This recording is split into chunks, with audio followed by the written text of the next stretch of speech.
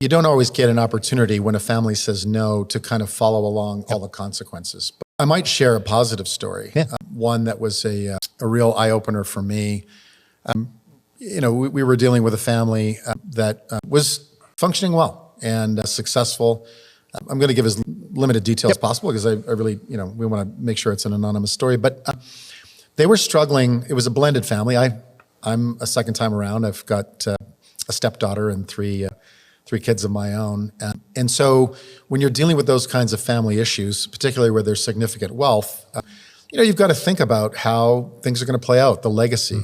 This family had children from together. They had children from each from their separate. And all of those children were, came from families that had different circumstances, backgrounds, and whatnot. Yeah. And so the main issue for this family was the will.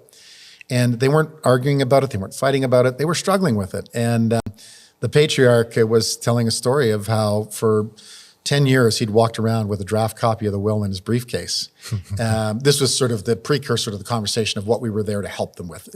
There were other issues, but that one was kind of the big burning issue. And they were just really struggling with, like, how do we do this? And so we put them through the process.